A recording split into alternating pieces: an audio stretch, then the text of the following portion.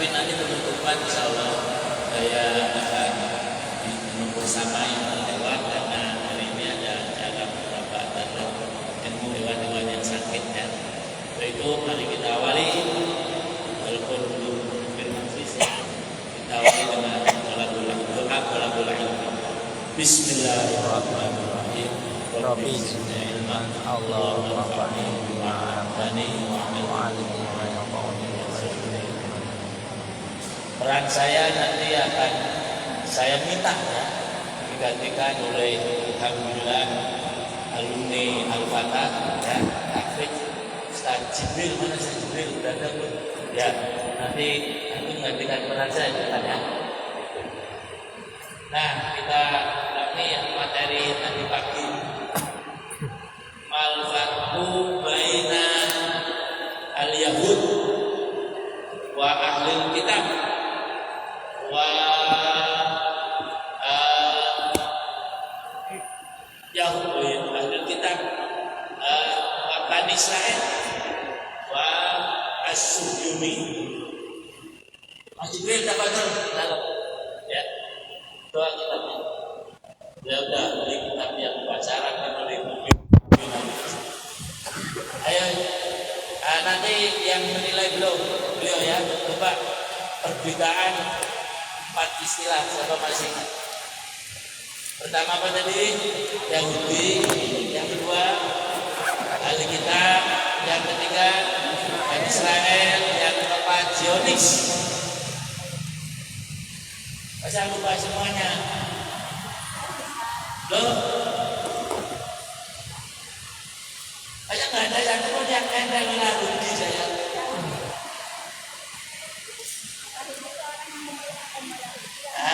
Jadi ahli kitab adalah pemeluk agama yang mempunyai kitab samawi. Kitab samawi ada berapa sih? 2 ya. Selain yaitu Taurat dan itulah orang Yahudi dan orang Bani Israel, ayo. Ya, keturunan, ya Mas.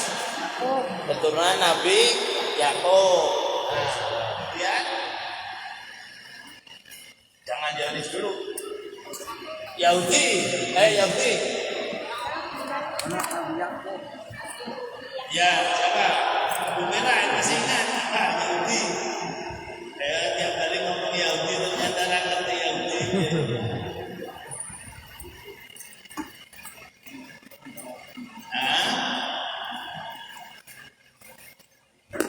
Nambahin. Ayo udah bulan separuh. Nah, apa lagi? Sebenarnya Yahudi, ya, Mas.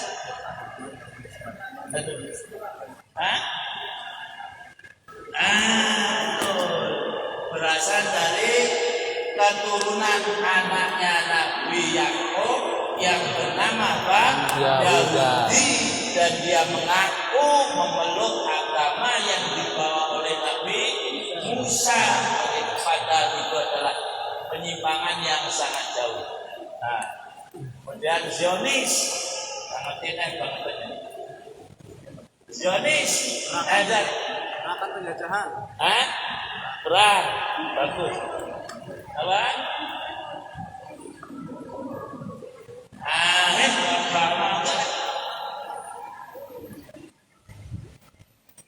Ayo belakang, depan dulu saya interaksinya. Ya, Mas. Mi'ah bil mi'ah. Nah, itu yang ingin mendirikan negara Israel. Israel itu negara, makanya itu negara apartheid yang dalam bahasa Arabnya apa? Apartheid itu unsuri atau unsuriyah. Nah ya, jadi itu pelajaran tadi pagi ya. Dan pelajaran selanjutnya nanti akan kita dengarkan dari Ustaz Jibril ya. Alhamdulillah beliau alumni Tahfiz itu ya. Dan kemudian alumni Sudan ya. Alhamdulillah beliau banyak berguru pada masyayikh ya. Jadi tidak hanya di kampus saja ya. Dan mungkin bila bisa cerita beberapa masyayikh mendatangi tiap saat dulu juga beliau juga mempunyai beberapa sanad ya yang saya tidak punya. Nah itu namanya guru yang berhasil, di mana muridnya lebih pintar daripada gurunya. Nah gitu ya. Kalau seperti saya nggak hafal Quran, Mas Muswan hafal, berarti saya berhasil. Alhamdulillah, paling modal besar mungkin bilang. Baik, jazakumullah khairan atas waktunya. Assalamualaikum warahmatullahi wabarakatuh. Hamdan syukurillah salatu wassalamu ala Rasulillah wa ba'du. Jamaah semuanya yang dirahmati Allah Subhanahu wa taala. Hari ini dengan izin Allah, kesempatan Allah kita berada di hari terakhir.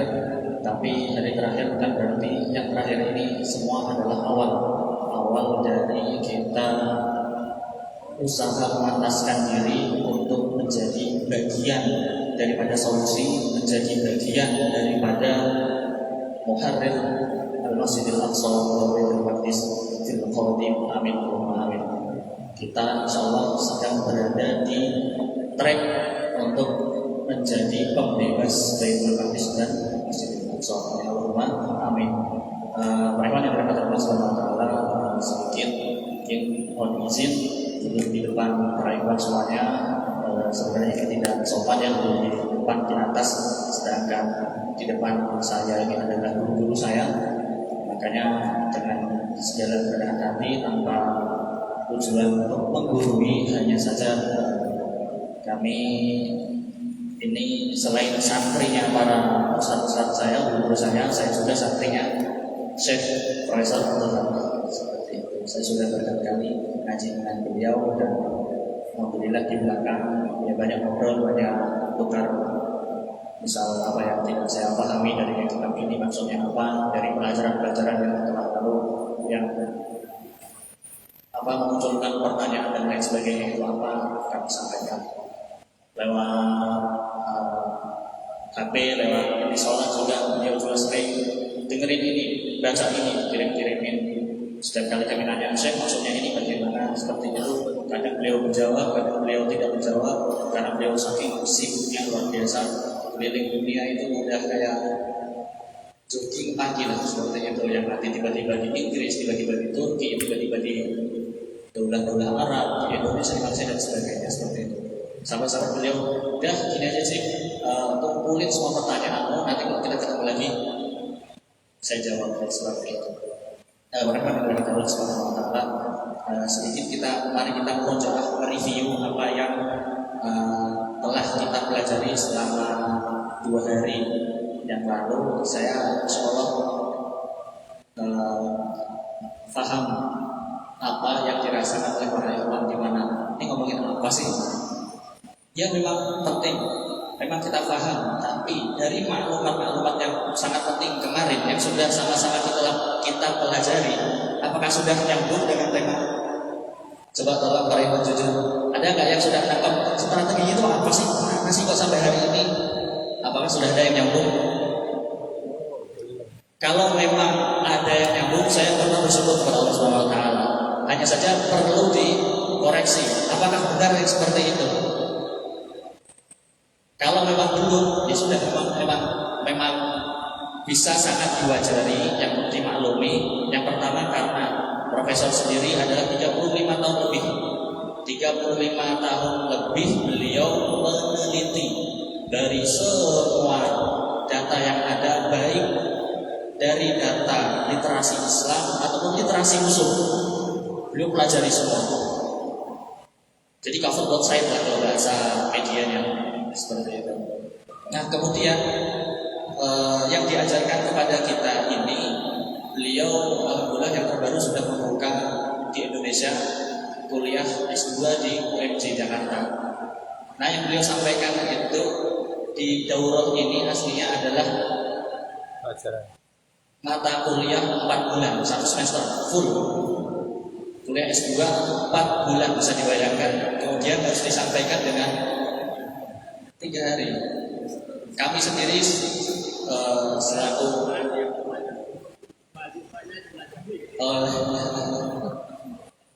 kami sendiri selaku yang terus belajar membuka kembali rekaman, menulis, menata ulang, konfirmasikan ke syekh dan seterusnya, itu untuk rekamannya sangat banyak dan tentunya perlu juhud yang luar biasa, tidak sederhana. Itu pun ketika kami diamanahi untuk menyampaikan, memang beliau mengamanahi sebarkan edukasi masyarakat. Kami pernah mengedukasi ya, anggaplah oleh-oleh lah dari ngaji ini, oleh-oleh menyampaikan 2 jam tidak cukup oleh untuk menggambarkan secara global bagaimana Nabi mempersiapkan para sahabat dari awal Islam, sejak awal Islam sampai kemenangan, meskipun bukan di tangan Nabi, tapi yang meneruskan adalah santrinya, yaitu Abu Bakar dan Umar bin Khattab. Itu sepanjang itu menyampaikan dalam waktu 2 jam tidak cukup. Makanya pesan yang pertama yang disampaikan Syekh juga kami dan dari guru-guru yang lain menyampaikan yang sabar. Ya, kita harus bersabar. Seperti kaidah yang dikatakan malai dulu, layu dulu. Ya kalau kita bisa menjangkau semua itu gini mami. Walaupun meskipun kita tidak bisa menjangkau semuanya, setidaknya jangan tinggalkan semuanya. Apa yang bisa kita dapatkan, pegang erat-erat, jangan ditinggalkan, dimurojaah lagi, terus baca lagi, sehingga nanti kalau ngaji lagi, setiap maklumat akan menjadi tumpukan batu bata yang atau puzzle yang akan tersusun dengan rapi. Nah, ini penting nih ya, nanti diingat. Malai yudrok, malai yudrok kullu, la yudrok kullu. Yang tidak bisa ditemui seluruhnya, gak apa-apa, asal jangan ditinggal seluruhnya. Ya, jadi sekali lagi kan kita tidak bisa menguasai seluruhnya, tapi jangan sampai kosong. Nah, gitulah kurangnya ya. Ya, apa tadi kaidahnya? Mala yudrok kullu, la yudrok kullu. Ya, jadi dapat. Kalau itu kan dalam pengajaran pura-pura itu ada siul mengatakan 12% itu sudah bagus. Nah, ya, yang lanjut drop tadi ya, tapi aku kan masih muda-muda, kamu tenang kalau cuma 12% ya. Padahal, Ustaz ini. Baik, jadi sekali lagi strateginya Nabi itu seperti apa? Kemarin mungkin sudah disebutkan strateginya Nabi itu kan 3. Yang pertama adalah al-i'dad al-ma'rifi, yang kedua al-i'dad as-siyasi, yang ketiga al-i'dad al-askari. Yang pertama adalah persiapan pengetahuan, yang kedua adalah persiapan politik, yang ketiga adalah persiapan militer. Setelah 3 ini nanti berhasil, bukan hanya persiapan, nanti ada khutbah siyasiyah dan khutbah askariyah, langkah. Jadi gak cuma persiapan, ada real actionnya. Tapi dari 3 ini sekali lagi mohon izin bertanya Pak Iman. Ini kan dari Sirah Nabawiyah, dari kitab-kitab atau buku-buku Sirah Nabawiyah, adakah para iwan yang sudah mengatakan 1 kitab saja? Berbahasa Indonesia banyak. Nurul Yakin misalkan, bahkan sudah ada mukhtasarnya, atau Rafiul Maktub, atau Radul Anwar, atau Barzanji, atau kitab apapun. Sehingga kita tahu gambaran umum sirah Nabi itu seperti apa dari beliau lahir sampai beliau wafat sallallahu alaihi wasallam. Karena ini adalah pondok pesantren, maka husnuzon saya kita semua pernah ngaji lah, pernah khatam lah. Nah, hanya saja fokus para muallif tanpa mengurangi rasa hormat, bukan nyalahin ya, jangan disalahpahami. Mereka fokusnya itu di sirahnya, umumnya, tidak fokus ke sininya.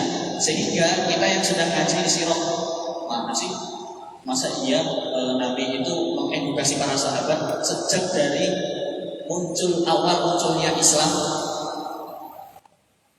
dan ternyata kan sudah dibahas sedikit-sedikit dari pertama Nabi mendapatkan wahyu, kemudian kiblat pertama beliau disuruh sholat, bahkan itu wahyu yang kedua turun sejak dari awal. Itu bukti-buktinya beliau yang yang meneliti, mengumpulkan, menulis dan seterusnya, memusyawarahkan dengan para alim ulama di berbagai keahlian ilmu, disiplin ilmu, bukan hanya ilmu hadis, ilmu itu, tapi juga ilmu umum, ilmu geografiah dan seterusnya.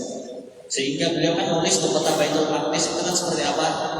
Apakah benar tanah Palestina yang batasnya kita tahu seperti itu? Apakah benar itu Baitul Maqdis? Kan tidak. Kita sudah lihat pameran foto-fotonya Baitul Maqdis, gambarannya seperti itu. Itu juga hasil penelitian dari seluruh data yang ada, baik dari literatur Islam sampai literatur Barat, sehingga ini dari Barat, ini salahnya begini. Itu beliau tidak sendirian, beliau punya tim. Jadi beliau sudah melakukan istihad yang luar biasa. Kalau Imam Syafi'i manusiawi, bukan nabi, hanya saja sangat kecil kemungkinan salahnya karena apa? Tidak sendirian. Dengan berbagai bidang keilmuan, data ini dibahas. Meja dikelilingi oleh para ahli ilmu dengan berbagai bidang ilmu ngaji. Yang Baitul Maqdis atau Al-Ardhul Muqaddasah itu yang mana? Karena kalau Palestina, kita berbicara sejarah, Palestina kita tahu itu buatan Inggris. Nah ini mungkin di majelis yang pertama, hari pertama ini Pak Iman belum paham ya, di mana kita tahu sekali lagi yang namanya Syam, tanah Syam itu semuanya di bawah Turki Utsmani. Turki Utsmani saat itu superpower, sebagaimana kita ketahui, superpower, tidak ada yang bisa mengalahkan. Oh, buktinya saya banyak buktinya, hanya meningkat saja. Nah kemudian karena Daulah Utsmaniyah ini adalah superpower, sehingga musuh tidak bisa selalu kalah. Maka apa yang dilakukan? Adalah politik pecah belah, sebagaimana yang kita kenal dengan divide and impera. Maka yang dipecah belah tuh negara Arab tuh. Dan masya Allah luar biasanya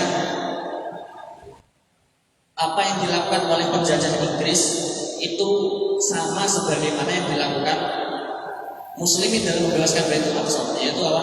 Masjidil Aqsa, yaitu apa? Mengepung. Singkat cerita, makanya ada surat yang berbicara tentang pengepungan dengan surat Al-Hasyr. Sebelum penjajah ini masuk untuk menjajah Baitul Maqdis, apa yang dilakukan? 1882 itu Mesir dulu. Selalu Mesir ini menjadi poin yang sangat penting, sangat krusial untuk bisa menguasai Baitul Maqdis. Harus Mesir dulu. Nanti ada pembahasan lebih detail lagi. Saya tadi soal Palestina. Ini ternyata judul buku salah itu, ya. Tapi kan nggak ada yang tahu di mana salahnya. Saya juga nggak tahu.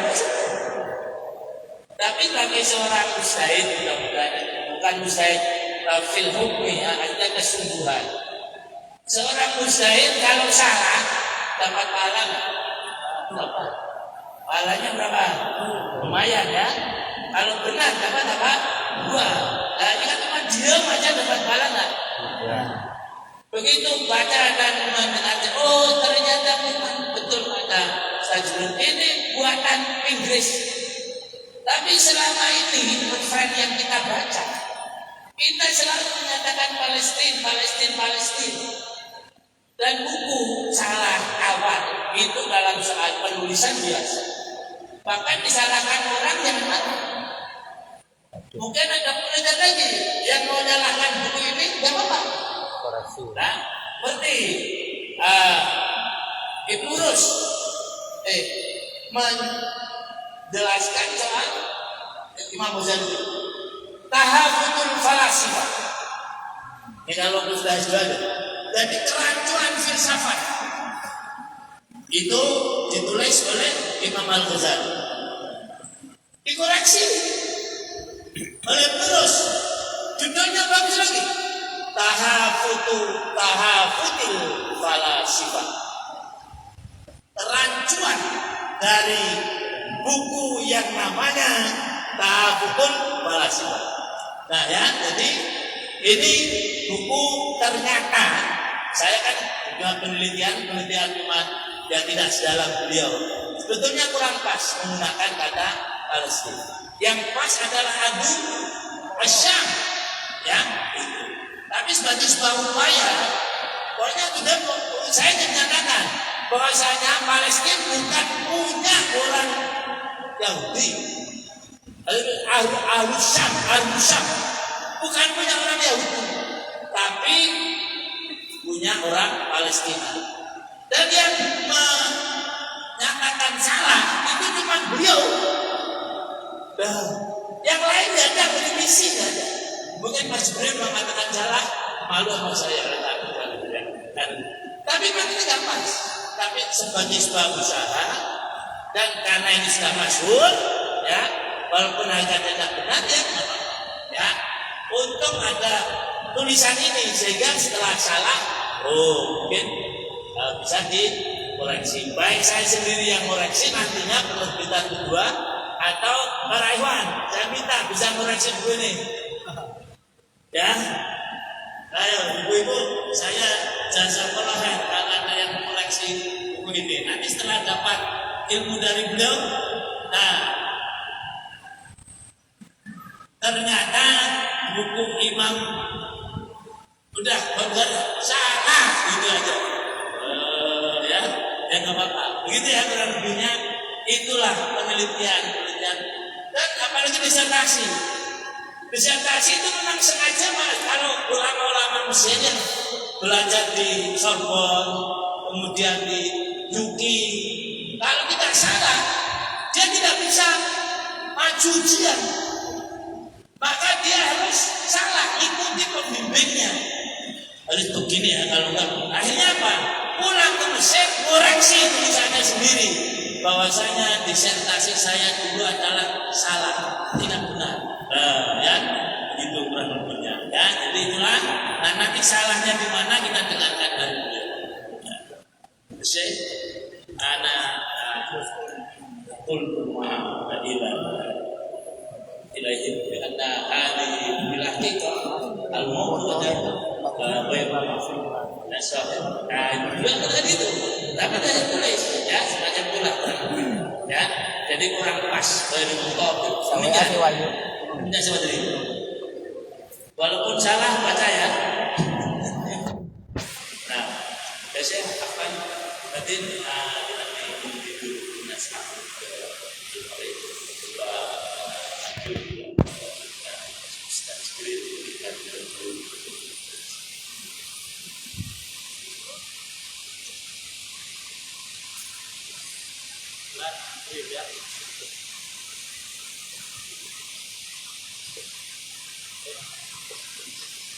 Baik, tanpa terlama dan mempersingkat waktu, mungkin nanti setelah beliau sudah selesai beserta para ikhwan dengan segala pertanyaannya, ada yang ingin disampaikan, waktu memang sangat ramah, tidak cukup, sangat sempit. Silakan bisa lewat kami, bisa kami kumpulkan. Kalau memang saya bisa menjawab, saya jawab. Apa yang tidak bisa saya jawab, saya tanyakan kepada pakarnya. Seperti itu. Untuk ini langsung kita ngaji atau ribut Bapak? Langsung ya. Jadi untuk review kembali majalah untuk memetakan kerangka biar nyambung dari kemarin tidak nyambung. Nah, mudah-mudahan nanti masih ada waktu yang cukup, paling tidak 10-15 menit insya cukup. Kalian tonton. Sudah, ibu kan yang sudah baca doa tadi kan ya? Sudah Imam. Udah Imam.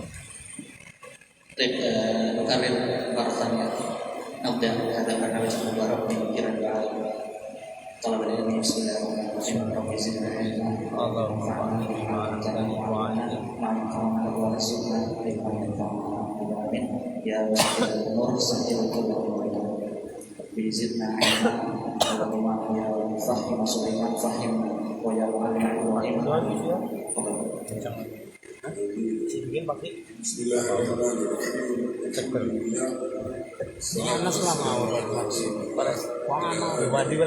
Karena ini pasif tapi iya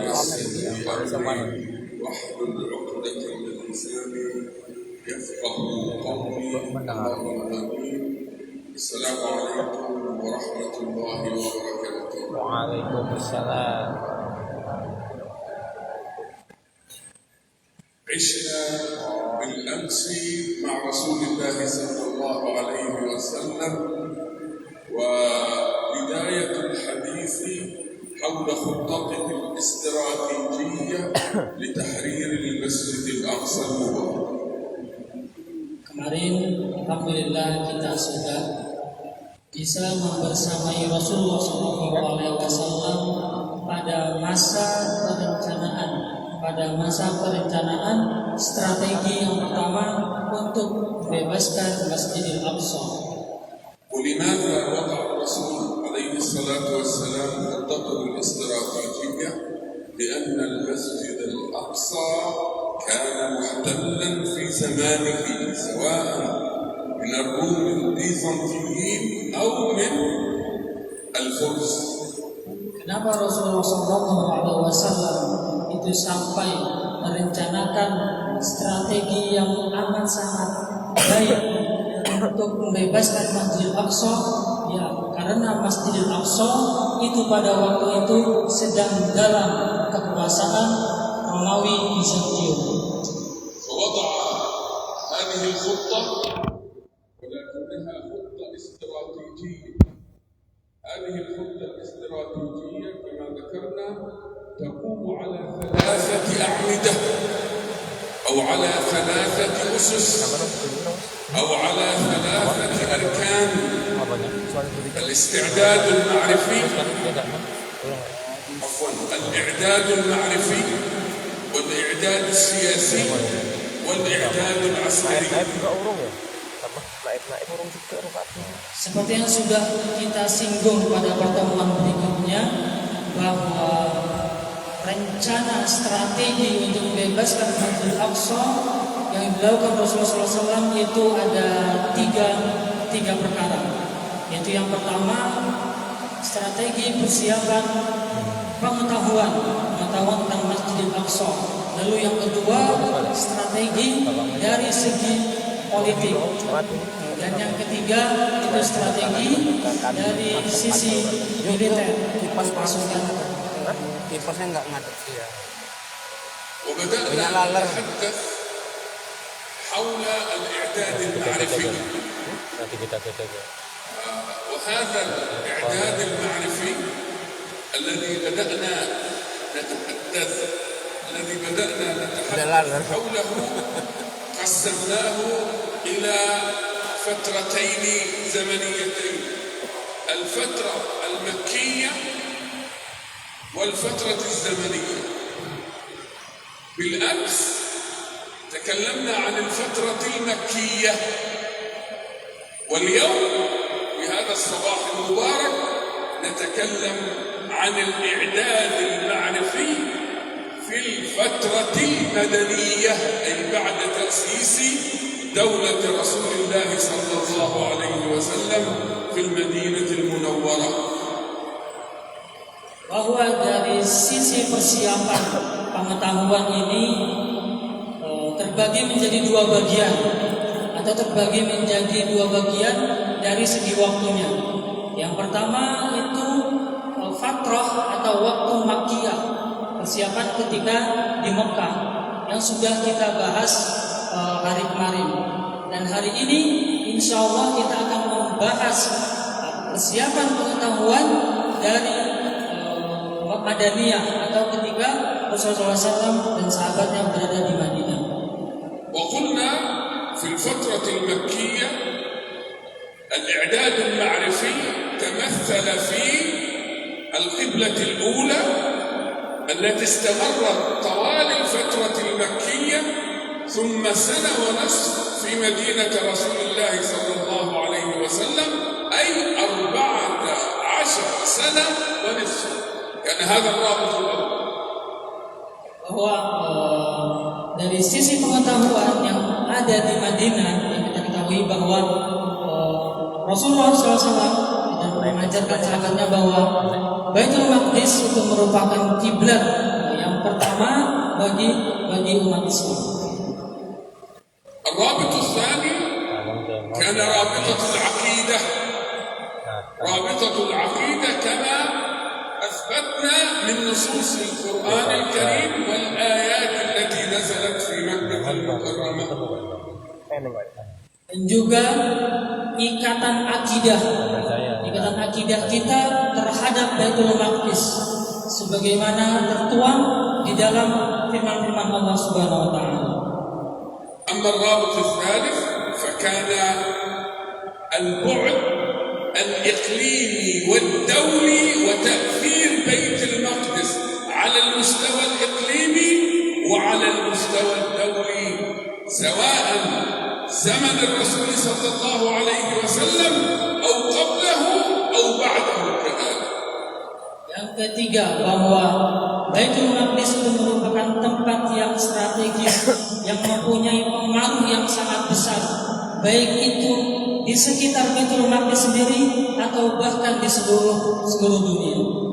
ثم قلنا أنه في نهاية الفترة المكية حدثت معجزة الإسراء والمعراج التي تمثل بها هذه الروابط: رابطة القبلة الأولى المسجد الأقصى، رابطة العقيدة وارتباط المسلمين الصحابة بها كعقيدة، ورابطة بعدها الإقليمي وبعدها الدولي تمثل في حادثة الإسراء والمعراج.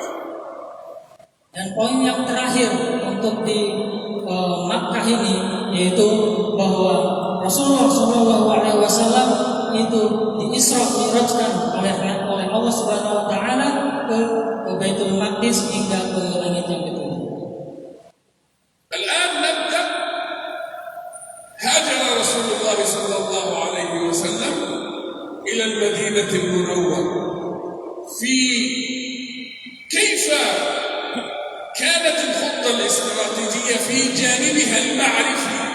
لم أتكلم لا في الجانب السياسي ولا في الجانب العسكري، في جانبها المعرفي كيف بدأها رسول الله صلى الله عليه وسلم. Dan sekarang kita akan lihat bagaimana langkah strategi Rasulullah SAW ketika berada di Madinah. Nah, sebelum kita melangkah ke persiapan politik dan pasukan di Madinah ini, kita masih berbicara tentang sisi pengetahuan atau pengenalan tentang Baitul Maqdis.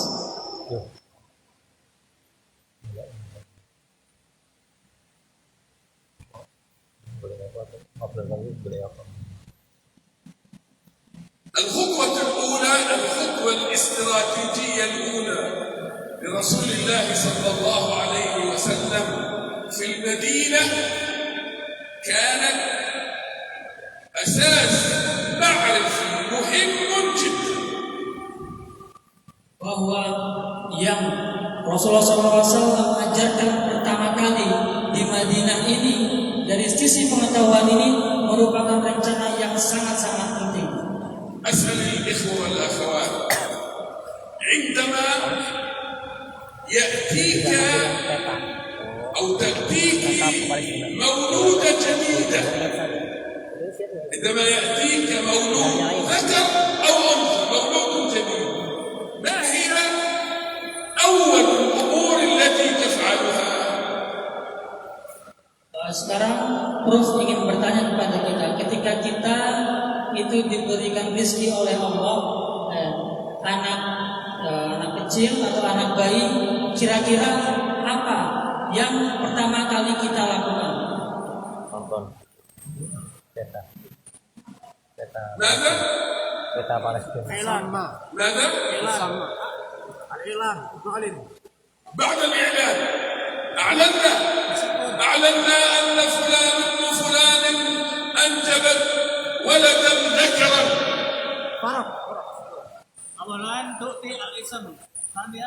خلاص أعطى الإجابة. قلها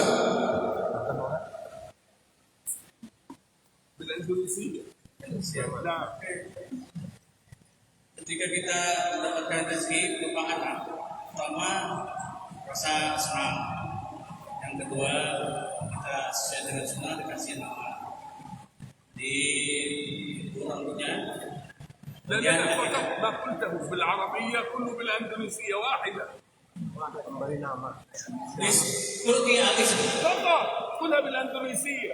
Dikasih nama. بس خلاص تمام.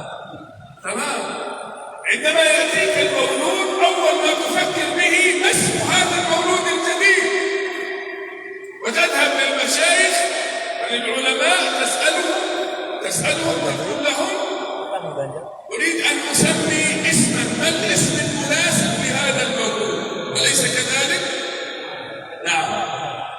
Jadi hal yang pertama yang pasti kita lakukan kalau kita diberi rezeki berupa anak adalah memberi nama anak kita.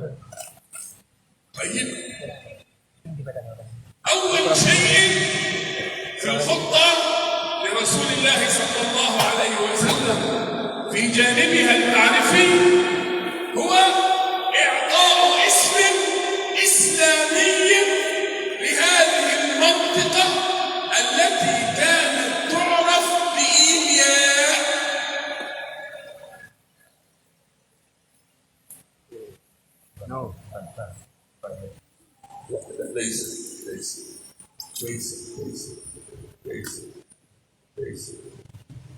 ليس ضع خارطة بيت المقدس، خارطة بيت ليس فلسطين، خارطة بيت المقدس.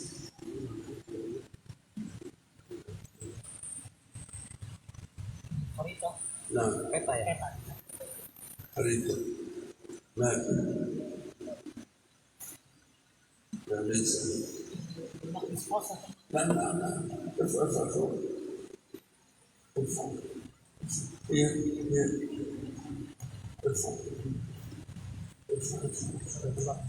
لا ليس معذرة فقط لكن ليس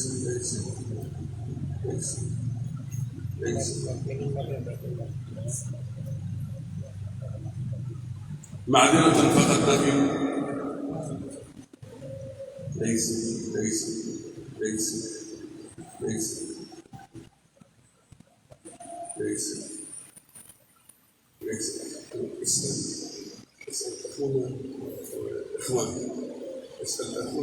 هذا إخوان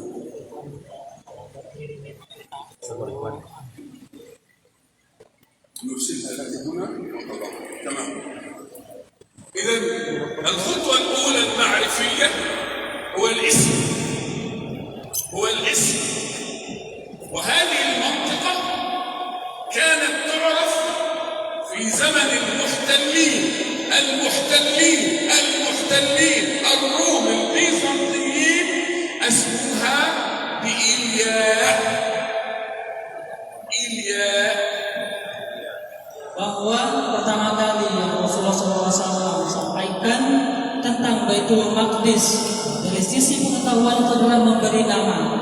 Lalu apa nama dari Baitul Maqdis ini? Yaitu bernama, pertama kali diberi nama dengan kata Ilya.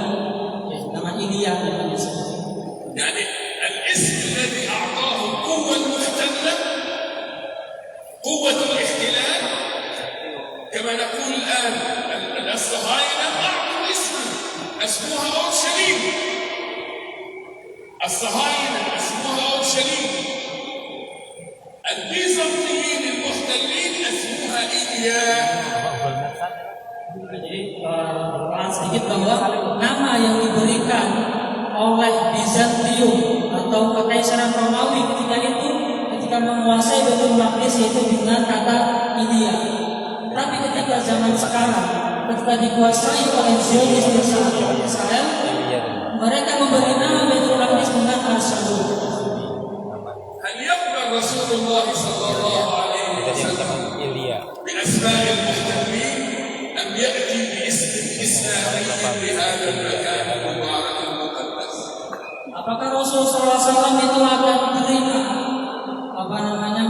melihat mereka memberikan nama dengan sesuai apa yang mereka mau? أولا القرآن الكريم أعطى اسما لهذه المنطقة.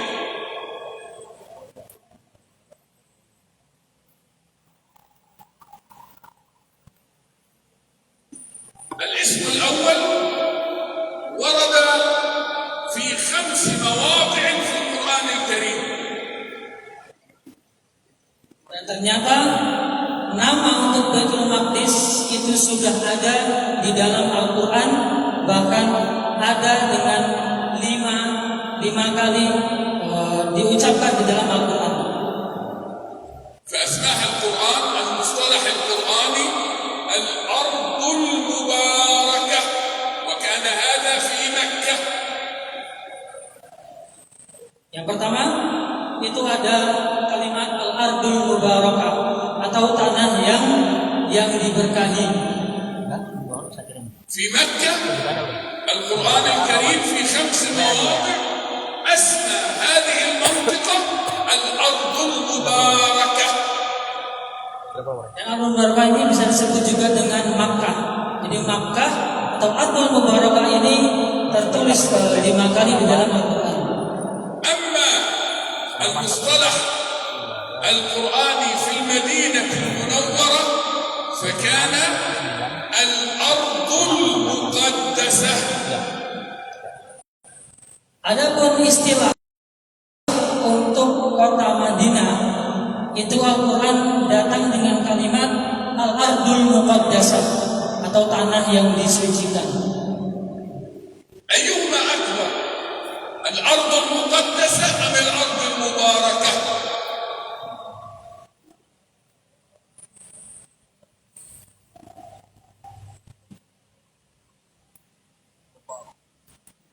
هذه الأرض المباركة وهذه الأرض المقدسة.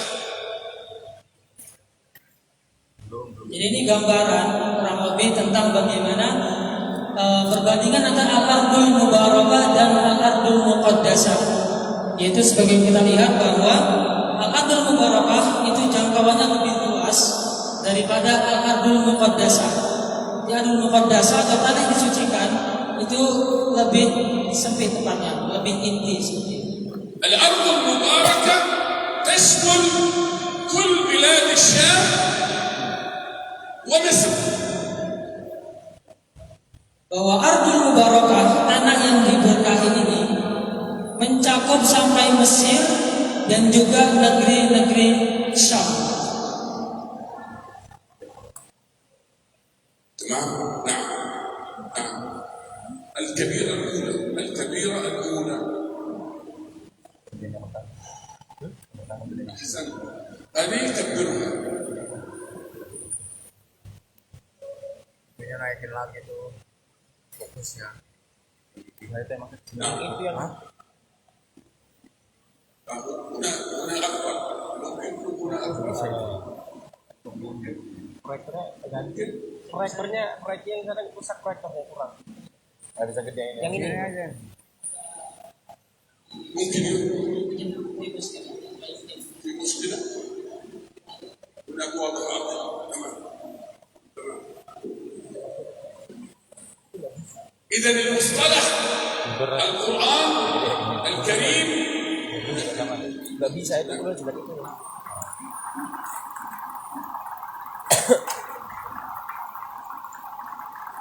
إذا المصطلح القرآني الذي في مكة كان الأرض المباركة، والأرض المباركة تشمل بلاد الشام ومصر، كل بلاد الشام.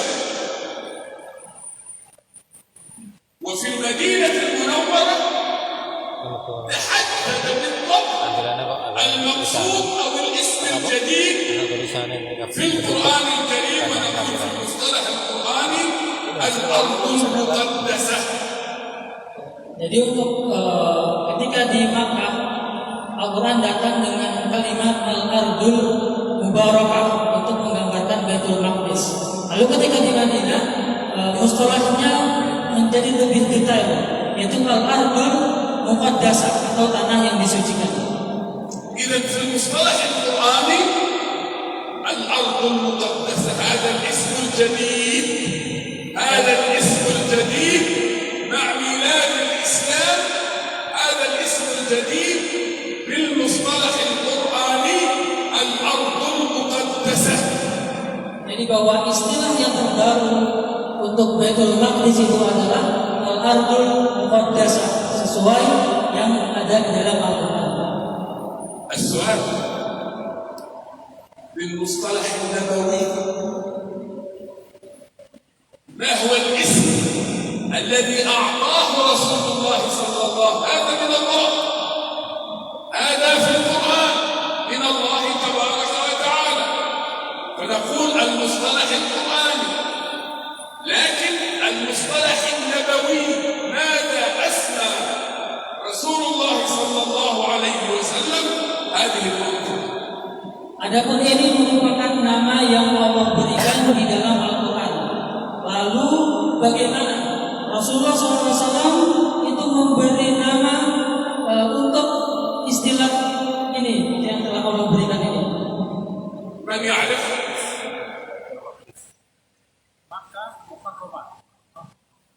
لا ليس لمكة، لا ليس لمكة وللمدينة، نحن نتكلم عن الأرض المقدسة. نعم أقول هنا الميكروفون لو سمحت أعطيه الميكروفون. Baitul Maqdis. الله أكبر. بيت المقدس مصطلح نبوي، الاسم الجديد لهذه الأرض كما سماها محمد صلى الله عليه وسلم بيت المقدس، ولم تكن تعرف قبل رسول الله بهذا الاسم. Jadi bahwa Rasulullah SAW itu memberi nama dengan istilah Baitul Maqdis. إذا المصطلح النبوي بيت المقدس.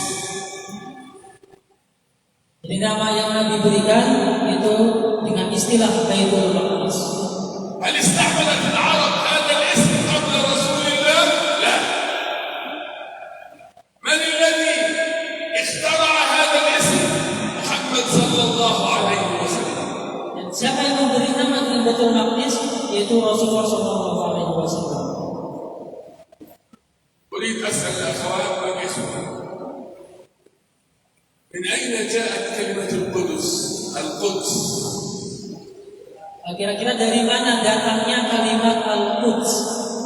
هل استعمل رسول الله صلى الله عليه وسلم كلمة القدس؟ Apakah Rasulullah SAW menggunakan kalimat Al-Quds sendiri? أنتم هنا تقولوا القدس، في أندونيسيا تقولوا القدس، Kita sering mengucapkan kalimat Al-Quds. أليس كذلك؟ في الإعلام تقول في أندونيسيا القدس، أليس كذلك؟ Apakah kita sering menggunakan kalimat Al-Quds? Nah, السؤال، هل استعمل رسول الله صلى الله عليه وسلم كلمة القدس؟ الإجابة ولا مرة واحدة في حياته. dan ternyata kalimat Al-Quds itu tidak pernah digunakan Rasulullah SAW walaupun satu kali pun. ما رأيكم؟ Gimana pendapat? أنتم تحبون محمد صلى الله عليه وسلم؟ Kita masih mencintai Rasulullah, ya kan? تحبونه؟ من يحب رسول الله صلى Siapa yang mencintai Rasulullah SAW? الله عليه وسلم؟ لكن تحبون رسول الله وتستعملون مصطلح لم يستعمله، هل هذا حب لرسول الله؟ Kita mengaku cinta dan mengapa kita memakai istilah yang tidak datang dari Rasulullah SAW? Apakah ini tanda cinta? أنا عندما أحب إنسانا أفعل ما يطلبه مني. Ketika kita mencintai seseorang, itu pasti kita akan memanggil dengan nama yang terbaik baginya. فرسول الله عندما بحثنا في السيرة لم نجد في 23 سنة عندما كان نبيا لم نجد أنه استعمل ولا مرة واحدة كنا نبعبش نريد أن نرى لو مرة واحدة ذكر كلمة القدس، ولم نجد ولا مرة واحدة رسول الله صلى الله عليه وسلم استعمل كلمة القدس. Dan beliau telah mencari dari buku-buku sejarah, beliau telusuri semuanya dan ternyata tidak ada kata Al-Quds yang pernah digunakan oleh Rasulullah SAW.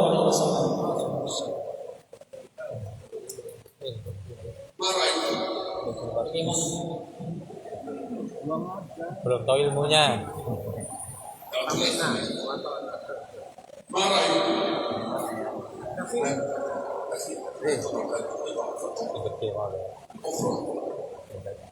Di Indonesia walidah min aina kalimat al-Quds wajib nahnu nasma'u fi Indonesia al-Quds walakin la na'rif min aina. أنا لا سؤالي ليس سؤالي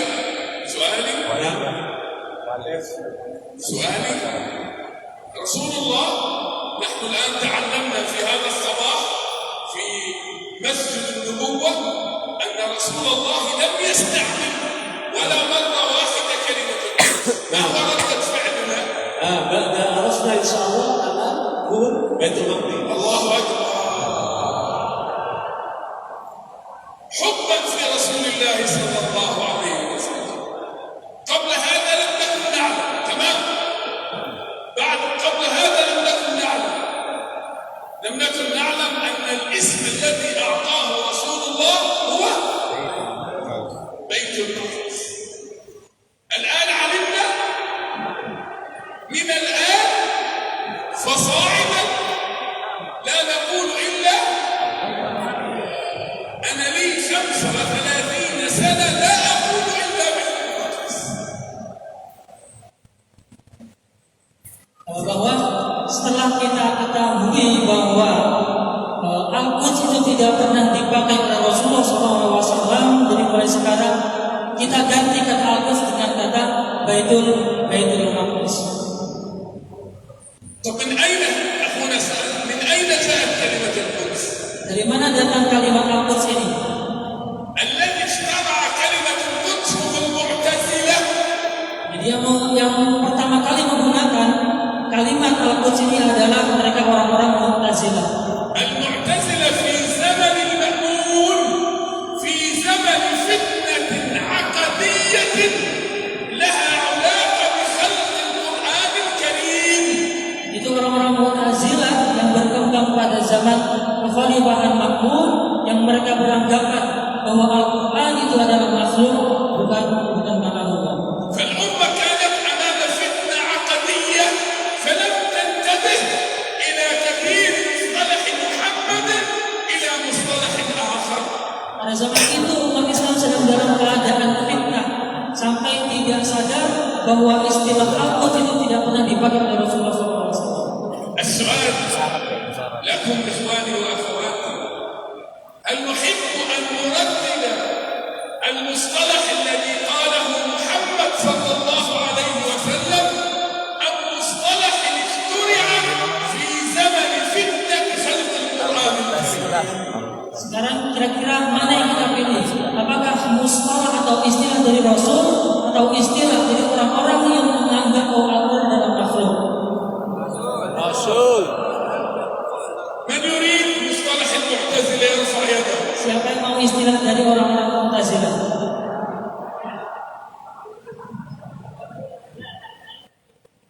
لا يمكن. لماذا؟ لأننا مسلمين نحب رسول الله صلى الله عليه وسلم، ورسول الله صلى الله عليه وسلم قال في حديث يقال أنه يؤخذ في الفضائل، ذكرته سابقا. الرسول صلى الله عليه وسلم قال: من أحيا سنتي عند فساد أمتي فله أجر شهيد. وهذا المصطلح لا يستعمل عندما بدأنا نستعمله قبل 35 سنة كان اسما غريبا. الآن في خارج أندونيسيا اسم معروف، في أندونيسيا اسم جديد إحياء لسنة سنة رسول الله صلى الله عليه وسلم. Untuk menghidupkan sunnah Nabi Muhammad SAW, sebagaimana dalam hadis yang tadi Prof sebutkan, yaitu kepada siapa yang menghidupkan sunnahku di tengah kerusakan umat, maka ia akan mendapatkan ganjaran sebagai syahid. Dan sekarang mari kita buktikan, kita kembalikan istilah yang Rasulullah SAW pakai, yaitu dengan kata Baitul Maqdis. إذا ما أريد أن أقوله، أريد أن يثبت أن هذا مصطلح محمد صلى الله عليه وسلم. فإن كنتم تحبون محمد تتبعون سنته، وإن كنتم تحبون الجدل استعملوا كلمة الناس. Kita memang cinta dengan Rasulullah SAW, marilah kita gunakan istilah yang Rasulullah SAW sampaikan. Kalau kita mencintai perbedaan, permusuhan dan perdebatan, maka silakan ikuti pendapat-pendapat dari kaum mu'tazilah. الأمر إليك. Maka semuanya kita serahkan ke para jamaah. اللهم إني قد بلغت، اللهم فاشهد، اللهم إني قد بلغت، اللهم فاشهد، اللهم يا الله أني أتيت من بريطانيا يوم كامل بالطيران، وأتيت إلى هذا المسجد، مسجد النبوة، وأخبرت إخواني وأخواتي أن بيت المقدس هو مصطلح رسول الله صلى الله عليه وسلم، وحثثتهم على أن يستعملوه، والأمر إليهم، لا أستطيع أن أجبرهم ولا أرغبهم عن هذا الأمر. Jadi beliau barusan bersaksi kepada Allah bahwa beliau telah datang dari Britania dengan pesawat yang memakan waktu cukup panjang, dan di sini telah menyampaikan bahwa istilah Baitul Maqdis adalah istilah yang benar, dan beliau menyerahkan ini semua kepada jamaah, dan bahwa beliau bersaksi bahwa beliau telah menyampaikan apa yang sebenarnya. نحن نقول أن بيت المقدس عقيدة، وكذا تعلمنا بالأمس.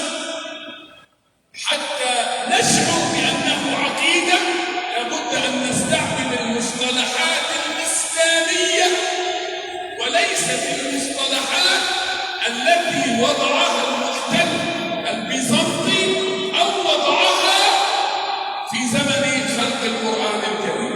Ketahui bahwa Baitul Maqdis itu merupakan akidah kita. Karena itu merupakan akidah, marilah kita gunakan istilah yang digunakan oleh Rasulullah SAW, dan bukan istilah yang dipakai oleh Kekaisaran Bizantium ataupun kelompok-kelompok yang lainnya.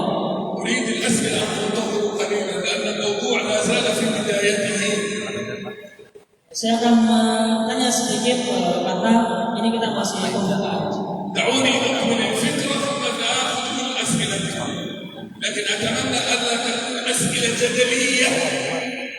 Jadi setelah ini saya akan memberikan waktu bagi yang ingin bertanya, tapi dengan pertanyaan yang tidak mengandung perdebatan atau sidang.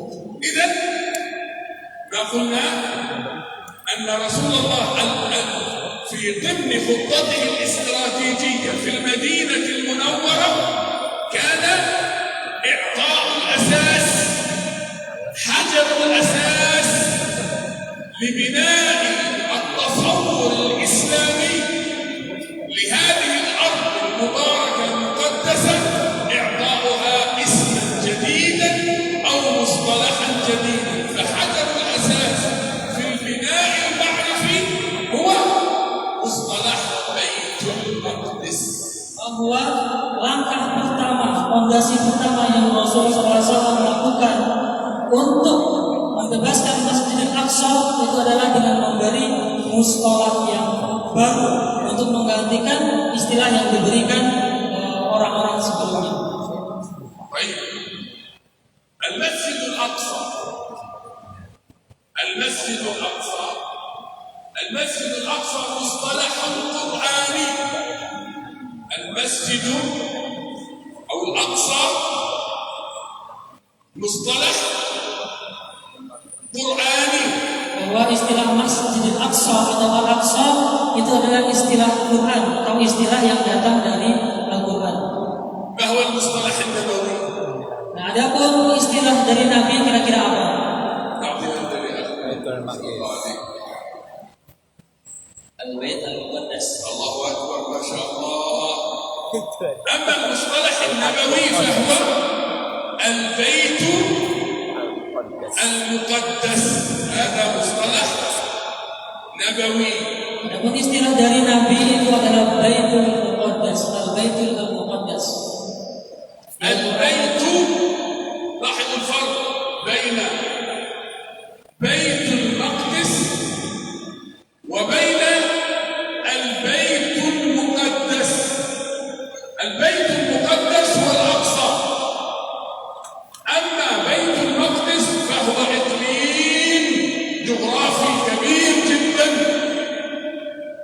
Jadi untuk ada perbedaan dari istilah Baitul Maqdis dan juga Al-Baitul Muqaddas. Yang pertama untuk Baitul Muqaddas, Baitul Muqaddas itu adalah sebuah nama daerah yang cakupannya cukup luas. Yang dimana di situ juga. Selanjutnya untuk Al-Baitul Maqdis. البيت المقدس. Adapun istilah Al-Baitul Al-Muqaddas itu adalah Al-Aqsa itu. Di bangunan Al-Aqsa itu namanya Al-Baitul Al-Muqaddas. مرة أخرى المصطلح القرآني الأرض المقدسة، والمصطلح القرآني للمسجد المسجد الأقصى. أما المصطلح النبوي للأرض فهو بيت المقدس، وللمسجد البيت المقدس. Jadi untuk istilah Quran tadi yang pertama itu adalah allati barakna fiha atau al-ardu al-mubarakah. الأرض المقدسة.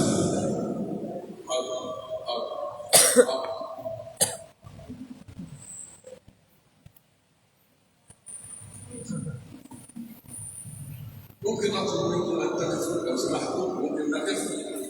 Saya minta untuk berdiri pada jam.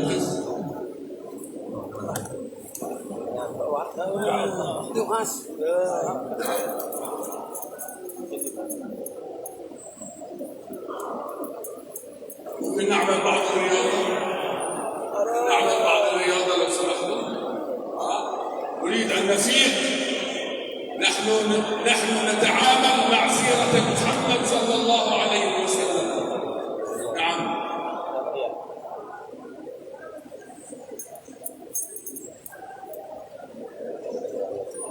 ما شاء الله ما شاء الله ما شاء الله ما شاء الله ما شاء الله ما شاء الله. بارك الله فيك. تفضل. تفضل.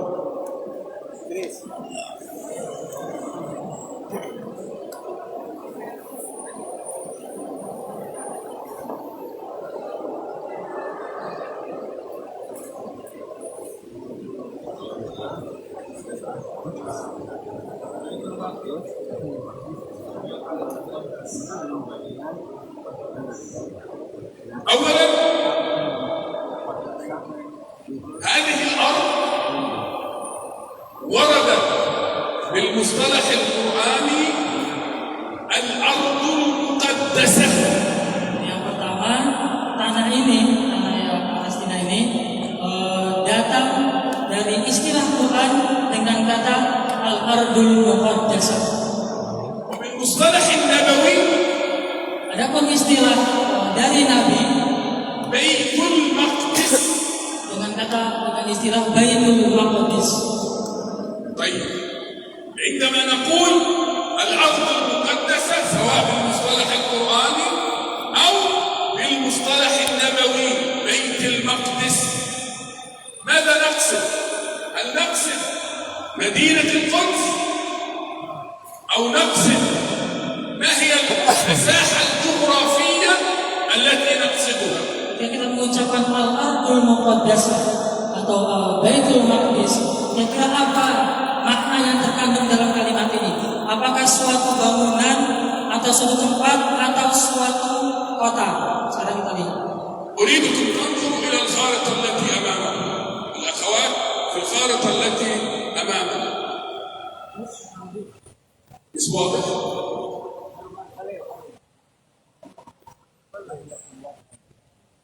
ممكن توضيح أكثر أكبر؟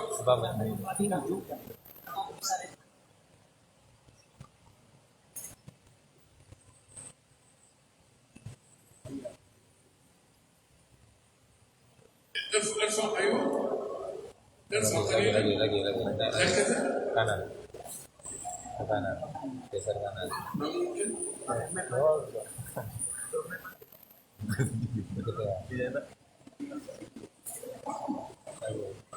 kiri dulu ya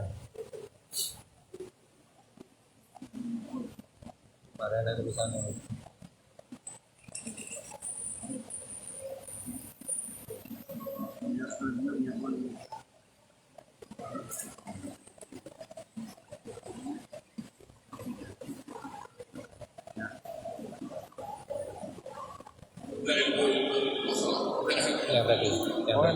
لا الأخرى yang tadi nah itu tapi kecilin dulu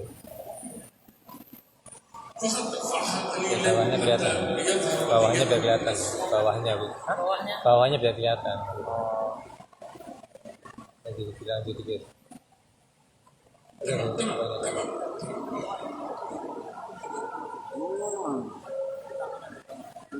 المصادر الإسلامية الجغرافيا الإسلامية قبل 100 سنة كانت تعرف هذه الخارطة. Ini merupakan geografi Islam atau geografi yang datang dari istilah Islam itu. قبل 100 سنة كل الجغرافيين المسلمين في المصادر المبكرة والمتأخرة Sebelum 100 tahun yang lalu tempat ini dikuasai oleh umat Islam. كانوا يعرفون هذه الخارطة ولكن عندما جاء المستعمر ووضع خرائط جديدة لبلاد الشام انتظرت هذه الخريطة. Ketika datang para penjajah, lalu mereka merubah semua peta-peta atau tempat yang kita lihat di depan ini.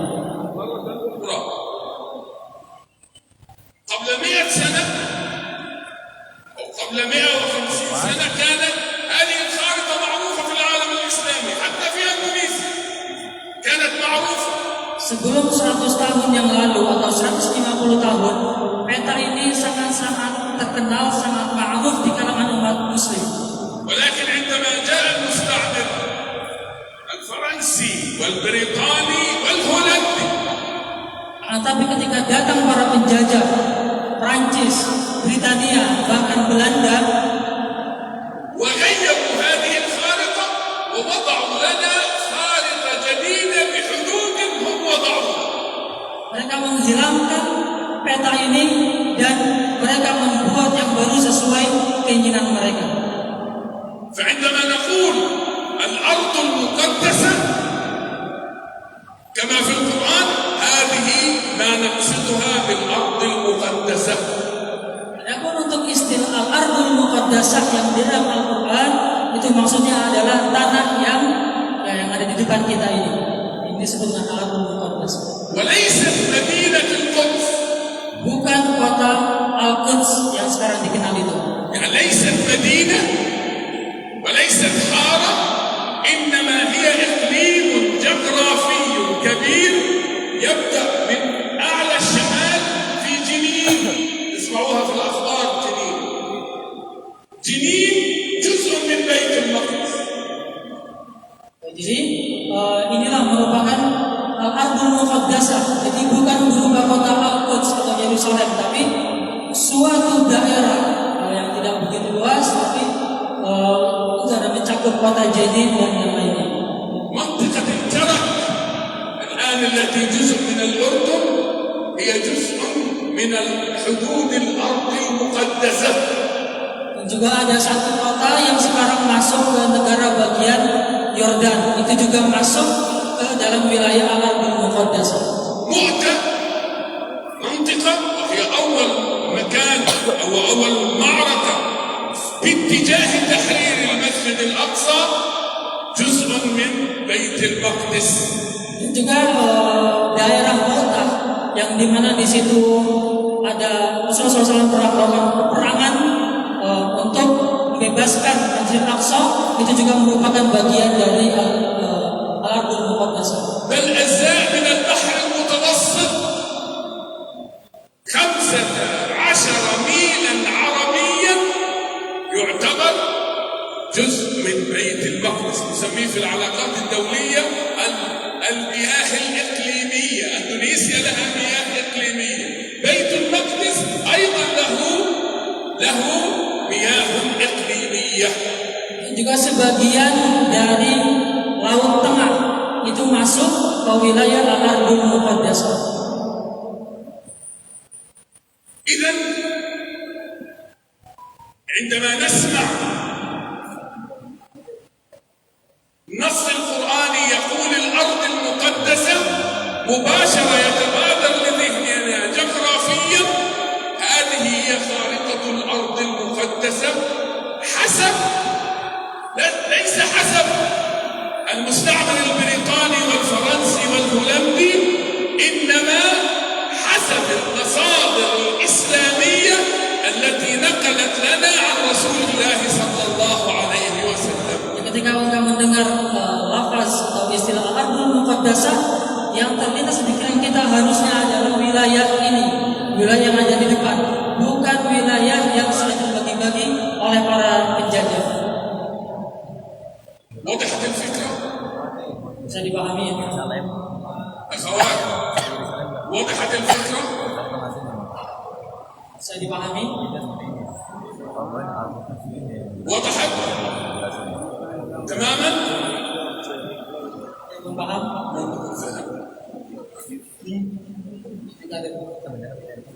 في فهم ولا لا؟ Ada yang udah paham?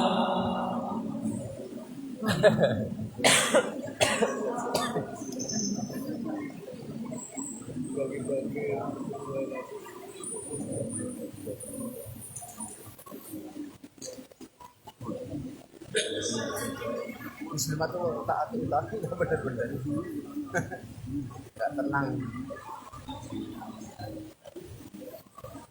ganjel gitu. حتى لا تخربش العقل، نترك الفرق بين بيت المقدس وبيت المقدس. دعونا نقرر ماذا نقصد ببيت المقدس.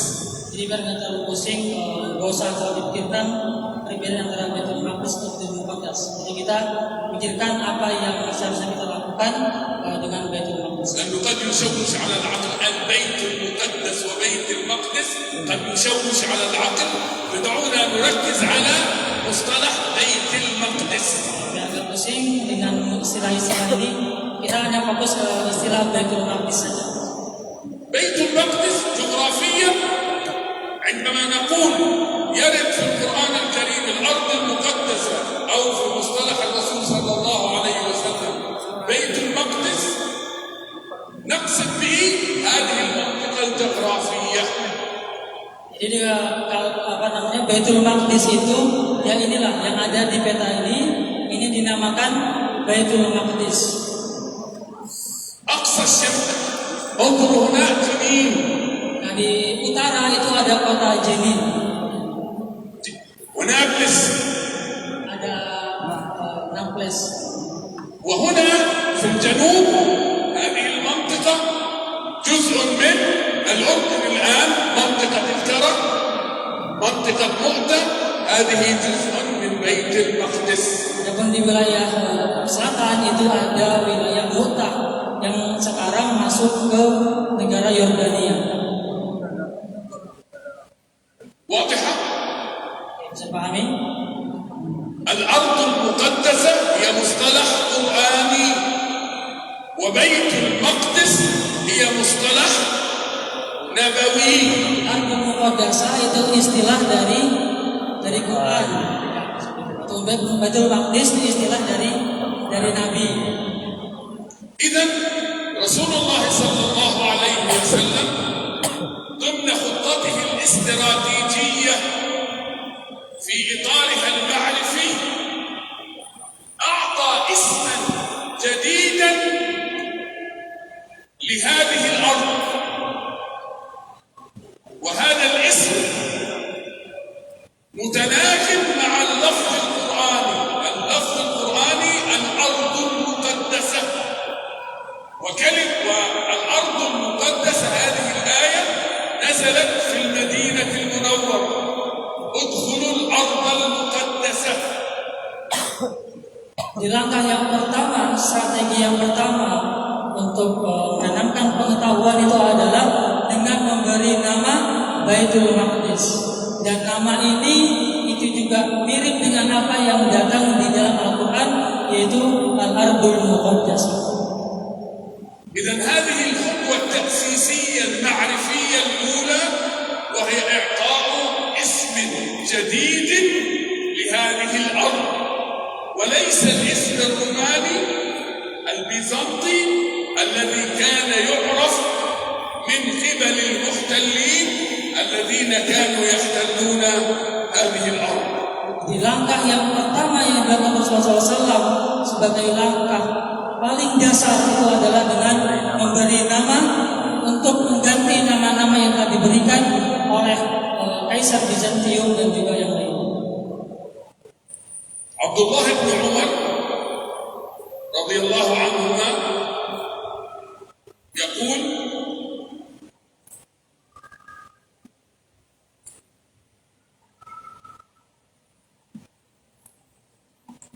عبد الله بن عمر رضي الله عنهما يقول في أن هذه الحدود لبيت المقدس ليست حدودا سياسية ولا حدودا إدارية، إنما هي حدود دينية مقدسة. Abdullah bin Umar berkata bahwa batasan-batasan Baitul Maqdis itu bukanlah batasan yang terpengaruh oleh politik ataupun yang lainnya, tapi batasan dari Baitul Maqdis ini merupakan batasan yang datang dari Allah, dari agama kita ini. وفي روايته يقول أن حدود بيت المقدس مماثلة لحدود مكة وحدود المدينة المنورة. Bahwa batasan Baitul Maqdis ini itu sama ukurannya dengan batasan dari Makkah dan juga Madinah Al-Munawwarah. ولقد لعن رسول الله صلى الله عليه وسلم كما ورد في الحديث في صحيح مسلم ومسند الإمام أحمد من يغير تخوم، من يغير الحدود، فما بالكم إذا غيرنا هذه الحدود بحدود بريطانية أو استعمارية واستبدلنا الحدود الإسلامية التي وضعت حتى زمن قريب.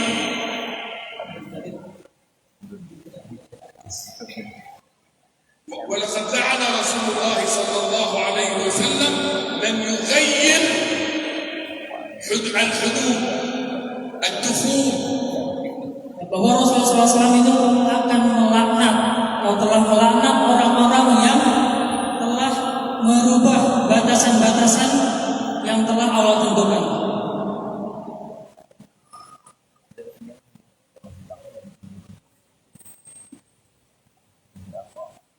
وهنالك أقوال للجغرافيين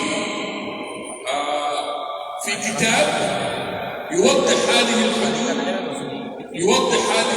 وهذا الكتاب الآن يترجم إلى اللغة الإنجليزية، به جميع الروايات الإسلامية حول هذه الحدود التي أمامكم، وحول النصوص القرآنية والأحاديث النبوية التي تتكلم في هذا الأمر.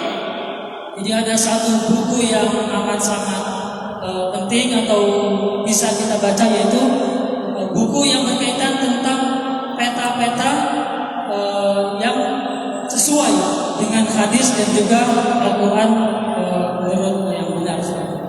لكن من المهم أن نعرف أن هذه الحدود التي أمامكم هذه ليست حدود إدارية ولا حدود سياسية ولا حدود رسمها المستعمر البريطاني أو الفرنسي أو الهولندي، وإنما رسمت هذه الحدود في المصادر الإسلامية المبكرة بناء على أحاديث ونصوص قالها رسول الله صلى الله عليه وسلم. Tapi yang terpenting adalah bahwa batasan-batasan ini itu bukanlah batasan yang ditentukan oleh politik ataupun penjajah, tapi batasan ini merupakan batasan yang sudah Allah tentukan dan juga Rasulullah SAW tentukan. مرة أخرى قبل أن ننتقل إلى النقطة التالية، إذا في الفترة المدنية ضمن خطة رسول الله صلى الله عليه وسلم في بعدها المعرفي كان إعطاء اسم جديد. القرآن أسماها الأرض المقدسة، القرآن المدني أسماها بعد الهجرة اسمها الأرض المقدسة، ورسول الله صلى الله عليه وسلم أسماها الأرض وسماها بيت المقدس. Jadi ringkasannya dalam menanamkan pengetahuan pada masa Madaniyah itu adalah Rasulullah mengganti nama baru dengan Baitul Maqdis atau Al-Ardul Muqaddasah di dalam Al-Quran seperti itu. Ini merupakan langkah dasar untuk melanjutkan langkah-langkah berikutnya. Nah, baik Pak Rewan, biar sedikit memudahkan pemahaman. Jadi kemarin kan di hari kedua kita telah membahas hari pertama bahkan di jalsah yang kedua membahas tentang teori, kan ada kata naluri. Kenapa itu penting? Ini sebenarnya kita sudah masuk ke perang pemikiran. Karena apa? Karena musuh itu mereka melakukan segala sesuatunya, bahkan sampai nama buat nama Palestina itu tidak ada di literatur Islam, kata beliau. Kata Palestina itu baru nama, sampai bahkan yang dirubah adalah batas. Bagaimana yang kita tahu peta Palestina sampai hari ini itu bukan peta Baitul Maqdis. Peta Baitul Maqdis adalah yang kita lihat seperti itu. Baitul Maqdis sekali lagi merupakan istilah Nabawi. Jadi gampangnya gini, Masjid Al-Aqsa, kita istilah Quran dulu ya, istilah Quran dulu. Al-Masjid Al-Aqsa itu berada di Al-Ardul Muqaddasah. Jadi lingkaran besar namanya Al-Ardul Muqaddasah, di dalamnya ada Al-Masjid Al-Aqsa. Itu istilah Qurani. Kemudian Nabi punya istilah Al-Masjid Al-Aqsa, itu istilahnya disebut dengan Al-Baitul Muqaddas, pakai alif lam. Jangan Maqdis, Muqaddas. Al-Baitul Muqaddas berada di Baitul Maqdis. Bisa dipahami kan? Jadi lingkaran besarnya disebut Baitul Maqdis, di dalamnya ada Masjid Al-Baitul Al-Muqaddas, seperti itu. Dan jangan dianggap remeh akan nama tasmiyah, jangan dianggap remeh sebagaimana perkataan William Shakespeare yang terkenal itu, apa pentingnya sebuah nama. Nabi kita Muhammad SAW itu mengganti nama Yathrib jadi Madinah. Nabi Muhammad SAW ganti nama sahabatnya, bukan seperti itu. Itu baru namanya. Sehingga ketika beliau menurunkan seseorang untuk mengerjakan sesuatu, ditanya namanya siapa? Jangan namanya baik namanya. Jadi beliau memutus untuk melakukan sebuah pekerjaan dilihat dari namanya, saking pentingnya nama. Begitu kan? أما الخطوة الثانية، الخطوة الأولى كما كتبتها أمامكم تأسيس مصطلح ومفهوم جديد منبثق من رسول الله صلى الله عليه وسلم، وهو مصطلح ومفهوم بيت المقدس. Di langkah yang pertama yang Rasulullah SAW lakukan di Madinah itu adalah dengan membuat atau mengganti mustalah yang baru, istilah yang baru dengan istilah Baitul Maqdis. وكان هذا حجر الأساس في بناء الرواية الإسلامية عن هذه الأرض. Ini merupakan batu fondasi paling dasar untuk membangun strategi berikutnya. عندنا رواية قومية وعندنا رواية وطنية وعندنا رواية إسلامية. أنا كمسلم يهمني الرواية الإسلامية. أساس الرواية الإسلامية هو المصطلح القرآني والمصطلح النبوي. Bahwa dasar kisah untuk perjuangan pembebasan Masjid Aqsa itu adalah diawali dengan mengganti nama dengan Baitul Maqdis. الخطوة الثانية Dan langkah yang kedua yaitu ضمن خطة رسول الله صلى الله عليه وسلم في جانبها المعرفي في المدينة المنورة كانت بث الأمل وإعطاء البشارات بفتح بيت المقدس. bahwa langkah yang kedua ini adalah memberi kabar yang gembira kepada sahabat-sahabatnya untuk membebaskan Masjidil Aqsa. بث الأمل Itu بث الأمل memberikan suatu tugas kerja.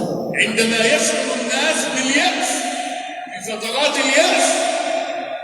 في فترات اليأس مهمة العالم كما كانت مهمة رسول الله صلى الله عليه وسلم إعطاء الأمل للأمة، فكان رسول الله صلى الله عليه وسلم يبشر ويعطي الأمل بأن بيت المقدس سيفتح.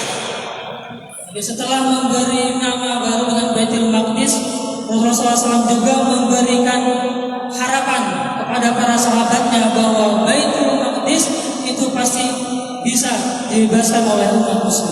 والأمثلة كثيرة لكن سأعطي فقط مثالين. الأمثلة عن رسول الله صلى الله عليه وسلم في بث الأمل بأن بيت المقدس سيفتح ضمن الخطة الاستراتيجية كثيرة، ولكن سأكتفي بمثالين اثنين. Contohnya sangat banyak bagaimana Rasulullah SAW menguatkan para sahabat bahwa adanya harapan untuk membebaskan Masjid Aqsa. Akan tetapi Syekh atau Prof akan memberikan dua contoh yang telah Rasulullah SAW sampaikan. المثال الأول مع الصحابي شداد بن أوس. Yang pertama bersama sahabat Shaddad bin Auf. شداد بن أوس كإنسان كان مريضا ومتضايق. Bahwa Shaddad ini merupakan sahabat yang sedang sakit dan sedang dalam kesempitan. ويقول لرسول الله صلى الله عليه وسلم ماذا نفعل بعدك يا رسول الله. Ia berkata, apa yang kami lakukan setelah pergianmu ya Rasulullah?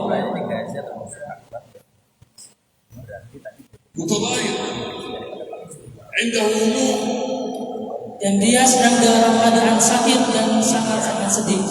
ويشتكي لرسول الله صلى الله عليه وسلم. Lalu ia mengeluh kepada Rasulullah SAW. فماذا أجابه رسول الله صلى الله عليه Lalu apa yang Rasulullah SAW jawab untuk sahabat ini?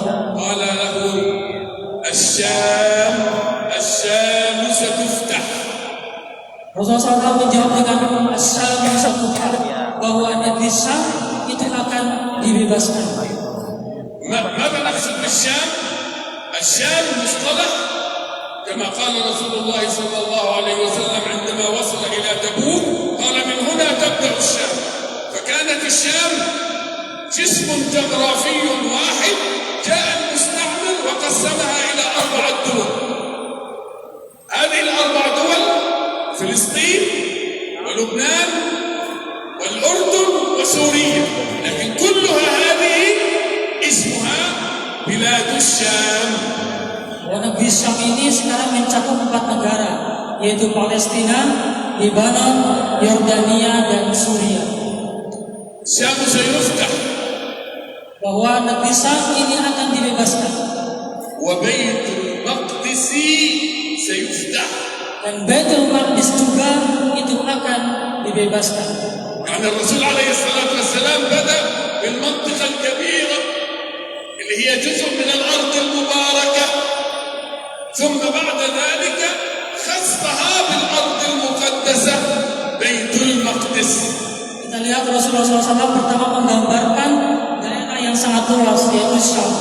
Lalu di akhir Rasulullah SAW menitik beratkan pada satu titik, yaitu dengan Baitul Maqdis.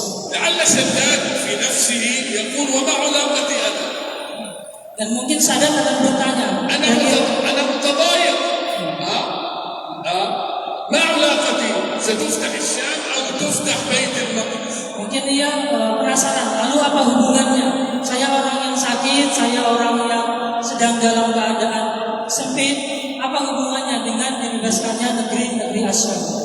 ثم يقبل الرسول صلى الله عليه وسلم ويقول وتكون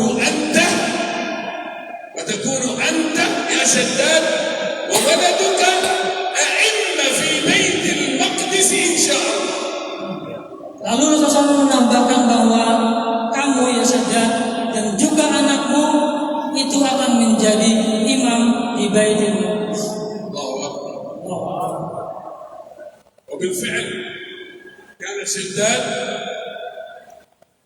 وعاش في بيت المقدس ودفن في بيت المقدس وقبره إلى الآن معروف في مقبرة الرحمة المجاورة والملاصقة للمسجد الأقصى المبارك. Dan benar saja bahwa Sadat itu berhasil melebarkan Masjidil Aqsa dan bahkan meninggal di sana dan dikuburkan di sana di kuburan Ar-Rahmah di dekat Masjidil Aqsa.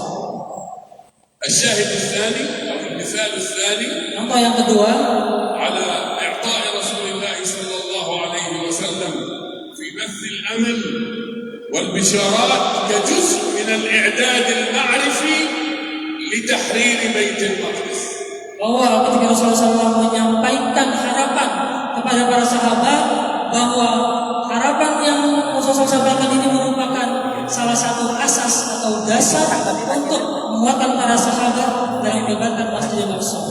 في غزوة تبوك Pada perang Tabuk, كان رسول الله صلى الله عليه وسلم في خيمته dan Rasulullah SAW berada di kemahnya atau di tendanya.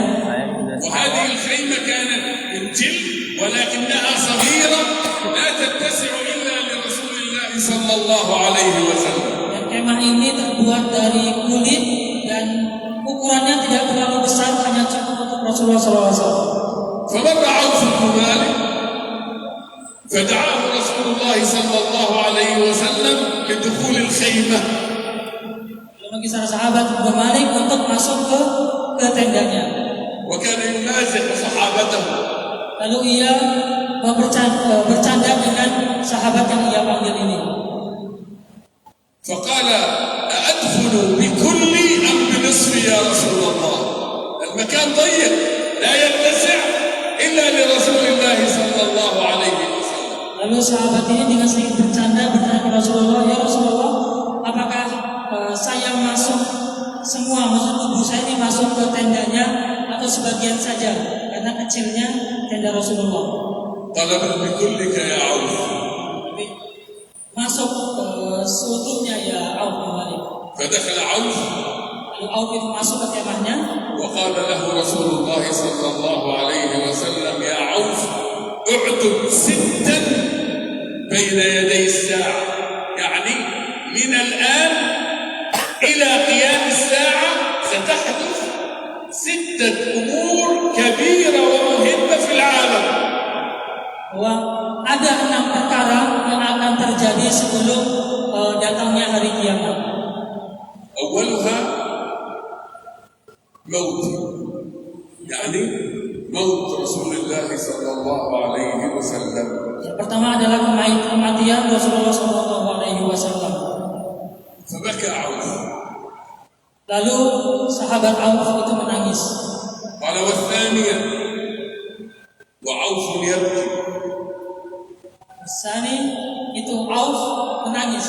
حتى هدأ روع عوف فقال له رسول الله صلى الله عليه وسلم والثانية فتح بيت المقدس. Yang kedua, maka Auf menangis karena mendengar itu dibebaskannya Baitul Maqdis. وهذا الحديث مهم أن نتوقف معه قليلا. Dan ini kita bisa sedikit mengambil pelajaran dari hadis ini. إضافة إلى أنه يعطي الأمل والبشارة بفتح بيت المقدس. Bahwa di sini Rasulullah SAW memberikan harapan kepada sahabat bahwa Baitul Maqdis itu akan dibebaskan. هذه الإشارة أن رسول الله لن يحضر فتح بيت المقدس. Dari isyarat ini menunjukkan bahwa Rasulullah itu tidak akan hadir ketika dibebaskannya Baitul Maqdis. يعني رسول الله المخطط رسول الله الذي وضع الخطة لتحرير بيت المقدس يقول للأمة يوم فتح بيت المقدس لن أكون بينكم. Dengan makna bahwa Rasulullah itu telah membuat rencana yang sangat matang, akan tetapi ketika dibebaskan Baitul Maqdis, Rasulullah tidak ada bersama para sahabat. ولكن حتى بعد وفاتي عليكم أن تكملوا الخطة حتى تفتحوا بيت المقدس. Akan tetapi ketika setelah kematian Rasulullah, maka lanjutkanlah perjuangan ini untuk membebaskan Masjidil Aqsa. وهذا ما حدث. توفي رسول الله صلى الله عليه وسلم فاستلم الراية أبو بكر فأكمل خطة محمد صلى الله عليه وسلم. Benar saja ketika Rasulullah itu wafat, maka bendera perjuangan diambil alih oleh Abu Bakar untuk melanjutkan membebaskan Baitul Maqdis. ومات أبو بكر ولم يفتح بيت المقدس. Lalu kemudian wafat sahabat Abu Bakar dan Baitul Maqdis juga belum dibebaskan. واستلم من بعده أمير المؤمنين الفاروق عمر بن الخطاب رضي الله عنه وأكمل خطة الاستراتيجية لرسول الله صلى الله عليه وسلم وتم الفتح على يديه. Lalu kemudian dilanjutkan oleh sahabat Umar untuk membebaskan Baitul Maqdis, dan alhamdulillah pada masa Umar Baitul Maqdis itu berhasil dibebaskan ke pangkuan umat Muslim. المخطط رسول الله صلى الله عليه وسلم والذي أكمل الخطة أبو بكر رضي الله عنه والذي قطف الثمر للفتح هو عمر بن الخطاب رضي الله عنه وأرضاه. Bahwa yang merencanakan strategi ini adalah Rasulullah, lalu yang menjalankan adalah Abu Bakar, lalu yang merealisasikan dan membebaskan itu adalah Umar bin Khattab. وفي زمن الحروب الصليبية تكرر نفس المشهد. Ketika perang salib, maka momen ini kembali terulang. عندما وضع العلماء خطة تحرير بيت المقدس على خطة رسول الله صلى الله عليه وسلم قام بتنفيذها عماد الدين زكي ثم استلم ابنه من بعده نور الدين زكي وأكمل الخطة ثم جاء تلميذه من بعده صلاح الدين وقطف صلاح الدين الثمرة وتم تحرير المسجد الأقصى على يد صلاح الدين رضي الله عنهم أجمعين. Sebagian para ulama ketika itu membuat rencana-rencana strategis untuk membebaskan Masjidil Aqsa yang sedang dikuasai oleh kaum salib. Lalu dilanjutkan oleh Imaduddin. Lalu ketika belum berhasil, dilanjutkan lagi oleh Salahuddin Al-Ayyubi, yang dimana ia berhasil mengambil kembali Baitul Maqdis ke pangkuan umat Muslim. إذا قد يكون الذي يخطط الآن لتحرير بيت المقدس لن يكون موجودا عند فتح بيت المقدس. قد لا يكون موجودا وقد يكون موجودا. Bisa jadi yang sekarang sedang membuat strategi untuk membebaskan Masjidil Aqsa itu bisa jadi ia tidak ada ketika Baitul Maqdis telah berhasil dibebaskan. Tahrirul Masjidil Aqsa yamurru 'abra ajyal. Bahwa membebaskan Masjid Aqsa itu bisa membutuhkan generasi-generasi yang amat sangat banyak. هذه المقاومة الباسلة المقاومة في غزة هي ثمرة إعداد 17 عاما من الإعداد العسكري، ولم تأتي مرة واحدة دفعة واحدة. هذه البطولات التي نراها إنما كانت نتيجة إعداد واستعداد عسكري على الرغم من الخسار لمدة 17 عاما. Bahwa perjuangan pasukan Palestina yang ada di sana sekarang itu merupakan buah strategi yang telah dilakukan dalam kurang lebih 17 tahun. Jadi butuh waktu yang amat sangat banyak untuk bisa merealisasikan perlawanan melawan Israel. لما نجلس هنا في إندونيسيا نجلس Ketika kita berada di sini di Indonesia, ولا نعد العدة لتحرير المسجد الأقصى ثم نقول سيتحرر المسجد الأقصى. لا يمكن. ketika kita di sini di Indonesia, tapi tidak memikirkan gimana membebaskan Masjid Aqsa, lalu kita bilang kita akan membebaskan, itu tidak akan mungkin terjadi. تذكر مريم ابنة عمران عليه السلام فهزي إليك، مع أنها كانت قد وضعت حملها ولكن الله أمرها أن تعمل. قل اعملوا فسيرى الله عملكم وأن ليس للإنسان إلا ما سعى. Kita lihat seperti yang terjadi pada Maryam ketika hamil Nabi Isa dan dia dalam keadaan yang amat sangat lemah, lalu diperintah oleh Allah untuk menggoyangkan pohon kurma dan dia sendiri merasa tidak akan mampu untuk menggoyangkan pohon kurma itu karena dalam keadaan hamil tua. Tapi Allah itu tidak akan melihat hasilnya, tapi melihat amal apa yang kita perbuat sekarang.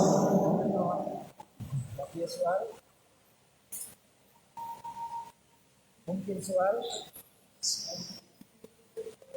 نعم. قبل أن نأخذ السؤال، إذا كان السؤال له علاقة بالموضوع حتى لا نشتت الأفكار، إذا كان السؤال له علاقة بالموضوع نعم، إذا لم يكن له علاقة بالموضوع فلا. هنا الأستاذ يستعمل صلاحيته.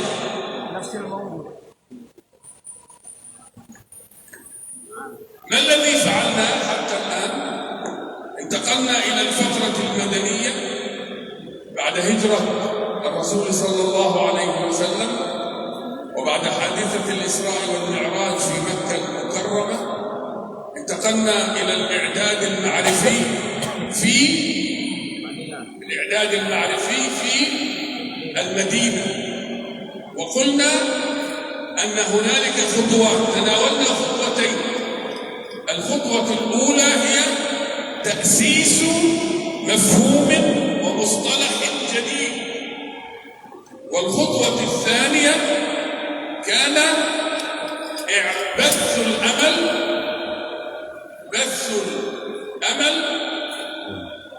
وإعطاء البشارات بقرب فتح بيت المقدس. Pada khutwat ma'rifi atau dari langkah pengetahuan yang Rasulullah SAW lakukan di Madinah itu ada dua.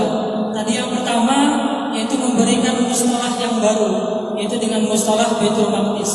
Setelah itu Rasulullah SAW memberikan harapan kepada para sahabat, memberikan kabar gembira bahwa Baitul Maqdis itu akan dibebaskan.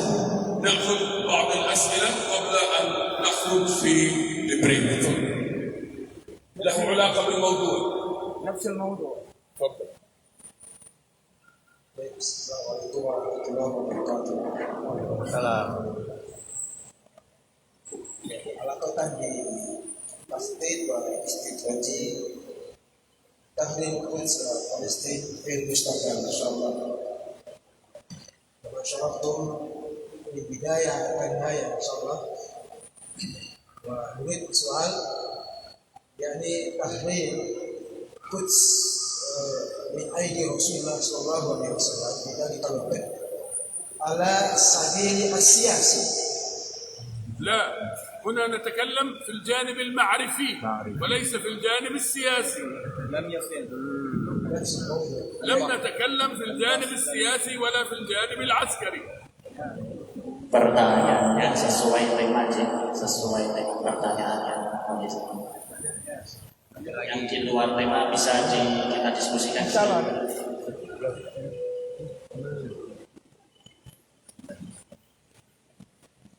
Bismillah.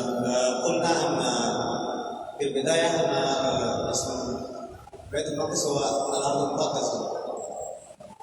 Wa qultum anna bilad asy-Syam wa ma'a Misr. هذه الأرض المباركة. Asal ثاني. لا لحظة واحدة. كل بالإندونيسي، يعني مهم أن يفهم إخواننا وأخواتنا. كل ما قلت. Pertanyaannya adalah tadi di awal bahwa bumi yang disucikan adalah negara-negara Syam dan juga termasuk Mesir. Tapi ternyata Pak, di akhir itu semakin menyempit, bahkan lebih sempit dari Palestina. Nah, ternyata jawabannya adalah yang dimaksudnya Syam dan Mesir itu ya istilah Ardul Mubarakah ketika itu di surat Makkiyah. إذن عندنا مصطلحين قرآني، يعني مصطلح الأرض المباركة والأرض المقدسة. الأرض المقدسة جزء من الأرض المباركة، فالأرض المباركة أكبر من الأرض المقدسة. نعم. Jadi tadi ada dua istilah, namanya ada al-ardul mubarakah dan al-ardul muqaddasah. Nah, jadi al-ardul muqaddasah tadi Baitul Maqdis. Al-ardul muqaddasah itu kan istilah dari Al-Qur'an, yaitu maksudnya Baitul Maqdis. Lalu ada istilah al-ardul mubarakah. Apa itu al-ardul mubarakah? Yaitu cakupannya lebih luas. Tadi mencakup Mesir, mencakup negara-negara, wilayah-wilayah di sekitarnya. Dan Baitul Maqdis atau Al-Ardul Muqaddasah itu berada di tengah, berada di Al-Ardul Mubarakah. Seperti itu. Jadi ini gambarannya. تمام؟ Terus tadi اسأل. qulna anna hunaka riwayat Nabi sallallahu alaihi wasallam an qudud Baitul Maqdis. نعم. Lalu sampai ke titik walau wahid isnain hatta yatabi. تنتظر أيام وسيكون الكتاب باللغة الأندونيسية به جميع الروايات الإسلامية حول هذا الأمر.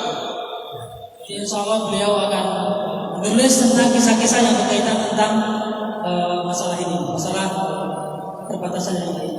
كتاب كبير جدا يناقش هذه الحدود وكيف أن الجغرافيين المسلمين المبكرين وصلوا إليها من نصوص القرآن وأحاديث رسول الله صلى الله عليه وسلم. Buku ini juga insya Allah akan diterjemahkan ke bahasa Indonesia. Buku yang mengenai tentang bagaimana perbatasan Baitul Maqdis dan permasalahan di sekitarnya. نتوقف إلى استراحة ونكمل بعد ذلك الفترة المدنية. نحن ما تناولناه في الفترة المدنية ضمن الإعداد المعرفي قضيتين. القضية الأولى تأسيس مصطلح ومفهوم جديد، الأرض المقدسة المصطلح القرآني وبيت المقدس المصطلح النبوي. النقطة الثانية في المدينة المنورة كان بث الأمل وإعطاء الإشارات بأن بيت المقدس سيفتح. Jadi untuk ringkasan pada sesi kali ini yaitu bahwa strategi Rasulullah dalam menanamkan pengetahuan ketika berada di Madinah itu terbagi menjadi dua. Itu yang pertama taksisin mustolah atau memberikan istilah baru yaitu dengan istilah Baitul Maqdis. Lalu yang kedua yaitu memberikan kabar gembira atau harapan kepada para sahabat bahwa Baitul Maqdis itu akan segera dibebaskan.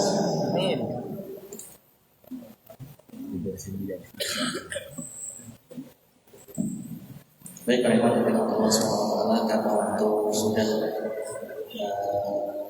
habis ya, dan ini menjadi jalsah yang terakhir. Monggo sebelum kita lanjutkan jalsah selanjutnya dengan Profesor, ada waktu berapa menit? 1 menit udah habis. 1 menit. Istirahatnya tinggal Udah 15 menit istirahat. 15 menit. Ada waktu 15 menit untuk istirahat. Yang ingin bertanya silakan tetap di sini sambil waktu istirahat tetap bisa kita manfaatkan. Kita akhiri dulu dengan akhir majlis mendalam dan kafaratul majlis. Alhamdulillah. Subhanallah wa bihamdihi. Asyhadu an la ilaha illallah astaghfiruka wa atubu ilaik. Silakan. Yang ingin bertanya juga silakan. Yang barangkali yang belum dipahami.